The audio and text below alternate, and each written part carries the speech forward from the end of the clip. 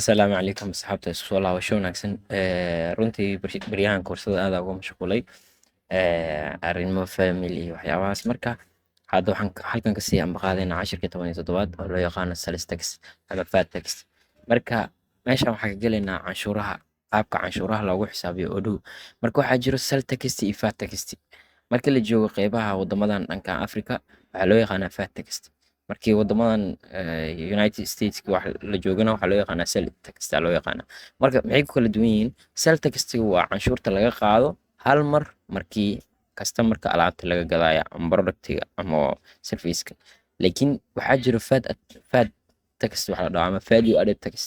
Yacni canshuur mar walba qiimaha yacni shaygan mar walba wax ku darsamo canshuura ku darsoomaysa. Waxaa loo yaqaanaa oo waa canshuur la soo aruuray each stage of the product. Productigan xaalad kastoo marayo from distribution businesskan yacni mar kastoo yacni qof kale oo ku wareegto productiga oo qiimo lagu sii daro oo profit kale laga sii raadiyo waxaa ku darsoomaya canshuura kusii darsoomaysa. Marka sales tax-tiga saacad soo sheegnay waa canshuur la qaado customerka laga qaado markii badeecada laga iibinayo waana hal mar. Tusaale ahaan kambanigana wuxuu soo iibsaday productigan price wuxuu kusoo iibsaday $100 waxaa saaran canshuur $10 marka customerka wuxuu bixin doonaa $110 uu bixin doonaa maadaama canshuur $10 ay saaran tahay. Marka kambaniga revenue-giisa waa $100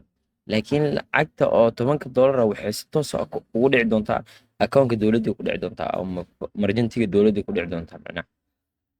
Marka waa kuwana farqigooda sales tax-tiga hal mar qofka lagu charge gareeyaa oo yacni laga qaadaa waana final customerka markuu badeecada gadanayo. Laakiin value added tax-tiga asaga each stage badeecada ay marayso from manufacturer, wholesaler, retailer yacni shirkadii soo saartay canshuura laga qaaday waxay imaatay muqdisho kale wholesaler gatay wholesalerkaas canshuura laga qaaday wholesalerkii wuxuu kasii gaday dad retailers uu kasii gaday oo yani dadkaas retailerska markay gadanayaan canshuura laga qaadi doonaa. Retailerska canshuurtaas waxay saari doonaan customerskooda saari doonaan. Marka customerka waxaa laga qaadi doonaa intaasoo canshuur micnaha qof kasta wixii uu kusoo darsaday waxaa bixin doona customerka bixin doona. Marka farqigooda waa kuwan waxaa waaye waa finalkii markii yacni badeecadan marka ugu dambeysa laga qaadaa kanna mar kasta oo wax ay ku darsoomaan badeecada badanaa waxaa laga isticmaalaa United Nationska ama USA kana waxaa laga isticmaalaa wadamada Yurub iyo Afrika. Marka maxaa loogu baahan yahay ama kambaniyada maxay u isticmaalayaan VAT-ka asaga governmentiga u baahan oo waajib kaga dhigayo customerska marjantigooda inay yacni lacagta marjantiga ku tuuraan marjantigana si toos uga jarto yacni qofkaas businessmanka ah ama business sellerka ah. Marka every sell uu sameeyo canshuurta way ku jirtaa wax kasta canshuurta way ka mid tahay shay hadduu gadaa canshuurtaas waa yacni halkii shay uu gado canshuurtiisa waa la socotaa. Marka easy tax reporting waa canshuur la report gareyn karo waa oo dhowna si fiican lagu xisaabin karaa. marka qaabkee loo configure gareeyaa qaabkee yacni canshuurta yacni loogu sameeyaa odhuga marka waxaa la mari doonaa 3 step. kow waxaa la mari doonaa tax configuration and taxigi yacni accounting app inta la tago in lasoo buuxiyo meeshan haddii ay ahaan lahayd 5% 10% waxay tahay. stepka labaad waa in la abuuro akoomadii lagu bixin lahaa canshuurtan hadday tahay cash oo akoonka ay ka go'i lahayd oo emergency-ga ahaa iyo haddii ay deyn tahay akoonkii lagu shubi lahaa oo hadhow markii lacagta customerka uu soo celiyo laga jaro. iyo step saddexaad oo in la record gareeyo yacni canshuurtan in la diiwaan geliyo. isla sameyno waxaa imaataa odhugaada imaanaya. marka tusaale hadda qaybta marka ugu horeysa horta waa inaan soo configure gareynaa yacni waa inaan soo saxnaa.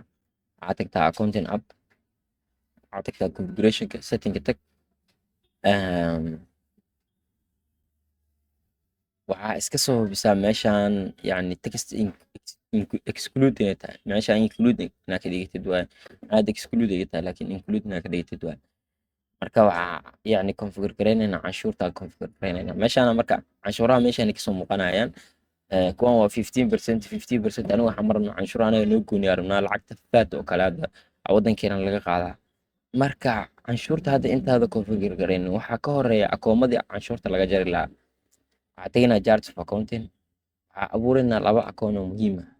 labadaas akoonna waxay kala noqonayaan qaybtan oo current liability-gana geeyey meeshaana ku abuurayna canshuuraha qaybta canshuuraha aaway taxiga inta ku qor tax inta canshuur akoon noo samaysana fiirin kuwaana noo samaysan text pay text receivable kuwaana noo samaysan anaga kuwaan marabno waxaa samaysanayna laba akoon oo canshuur ah midka koowaad waxa waaye canshuurtan yacni haddii qofka uu cash ku baxsho akoonka lagu shubi lahaa akoonka labaad waxa waaye haddii qofka uu deyn ku baxsho akoonka lagu shubi lahaa kan koowaad waxaa loo yaqaanaa mataqaanaa yacni text payable by cash haddii qofkan uu ku baxsho cash akoonka laga jar lahaa akoonka koodkiisa waxaa iska dhahdaa waxaa rabta waa gashi kartaa meeshaan typekiisa waa current liability waa save garay okay hore u jiruu leeyahay 2500 okay 2510 jiraa u malaynaa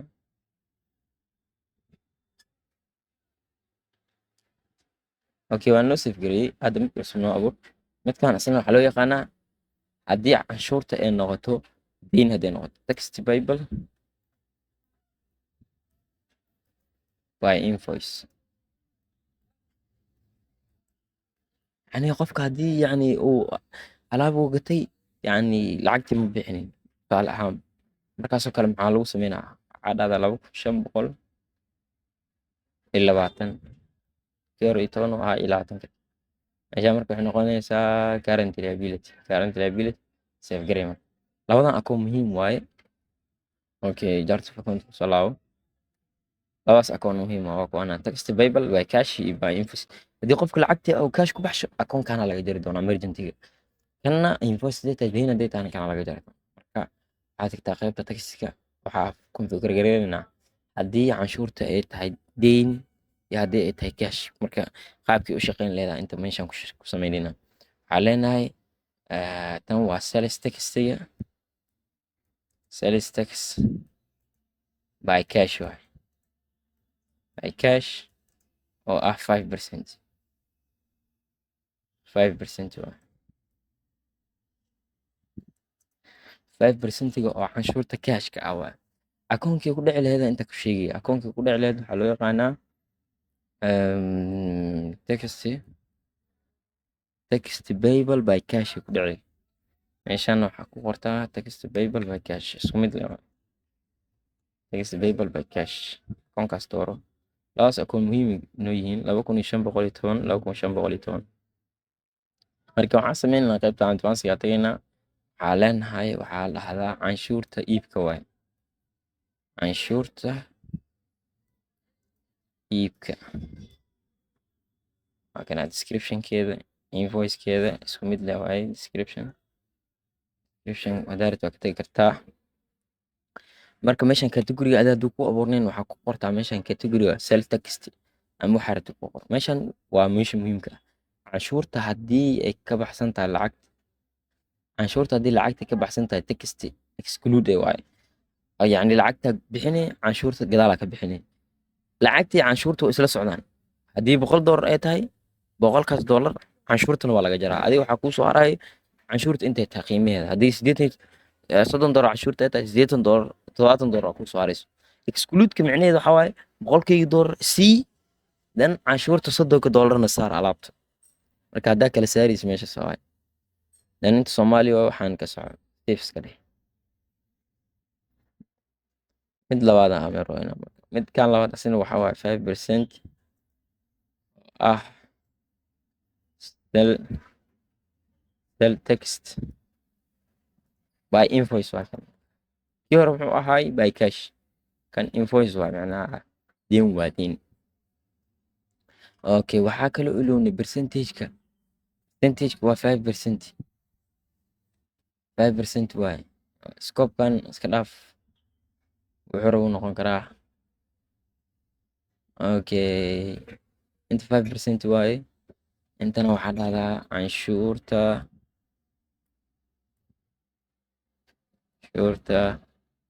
alaabta deynta alaabta deynta ah inta sel text waa inta waxaa dhahdaa include jegta saar ak wax qaldan uma jeedi okay save garey kii hore marka waxaa ka tagnay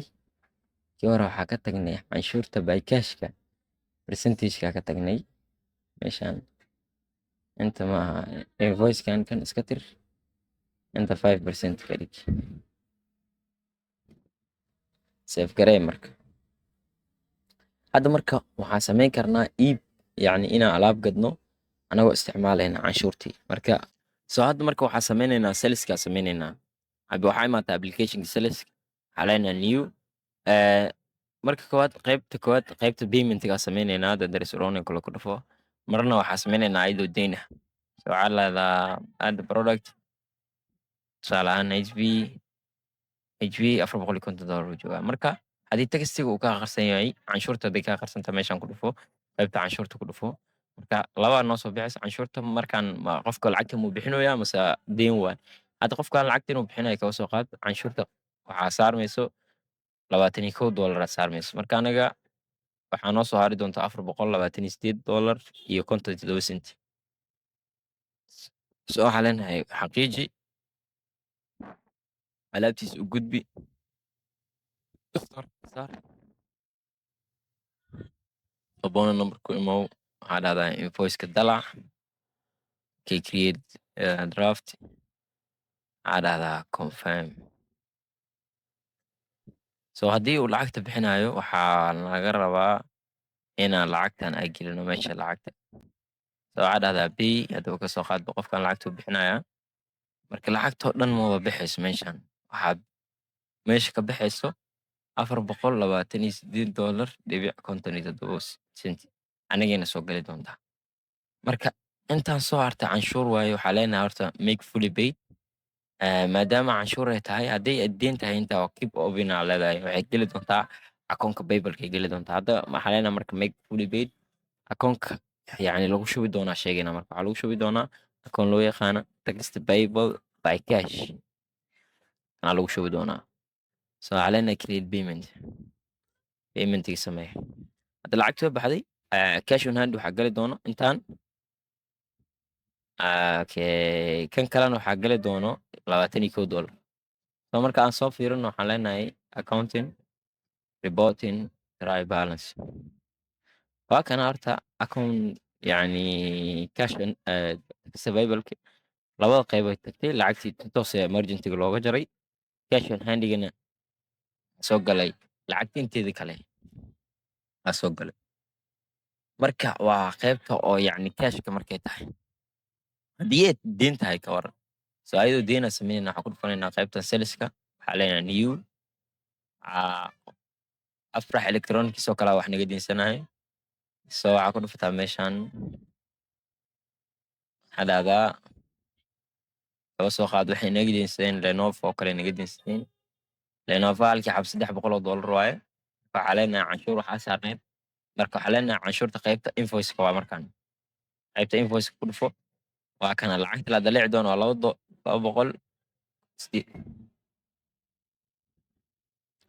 $285.71 okay marka waxaa leenahay info confirm aa leenahay waxaa leenahay delivery alaabtooda u gudbi bono number kusoo laabo invoiceka samee okay so waxaa leenahay confirm waa hubnaa so canshuurta hadda yacni wax baxaya ma jiraan bay ma jirto kaba soo qaadba lacagtii inuu mar kale noo soo celiyey micnaha mar kale inuu noo keenay waxaa tagaynaa accounting appkaa tagaynaa waxaa tagaynaa qaybta customerska waxaa tagaynaa paymentska waxaa sameynaynaa new payment kaba soo qaadba marka afrax electronicsa waxay noo soo celisay lacagtii $300 ahayd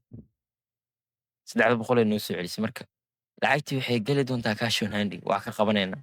see marka yacni qaybta oo textiga canshuurta say ugu jari doonaa marka aan ku tuso lacagta horta aan ka qabano $300 lacagta hadda waa ka qabanay waxaa ku xalinaynaa journal entry oo ku xarinaynaa waxaa leenahay journal entry tag maxaa dhahdaa maya waxaa tagtaa journal entry new deh هذا text correction ama canshuur sixid iska dheh correction. So marka koowaad horta aan soo fiirina canshuurtan lagu leeyahay waxaad tagtaa qaybta try balansiga waxaad tagtaa mujidaa aan lagu leeyahay $14 marka waxaa rabnaa $14 dhibidka inaa geyno se iskula baxda lacagta canshuurta ahayd kaba soo qaadba in la baxshay oo kale oo aa ka jarnaa rabnaa waxaad tegaynaa marka qaybtan kreditkay ka badataa dhibidkana way ka yaraataa cashon handiga dhibidku ka bataa kreditku ka yaraada so waxaa leenahay accounting journal entry new journal entry so waxaa leenahay canshuur sixid oo kale correction canshuur sixid so marka meeshaan waxaa gelinaynaa marka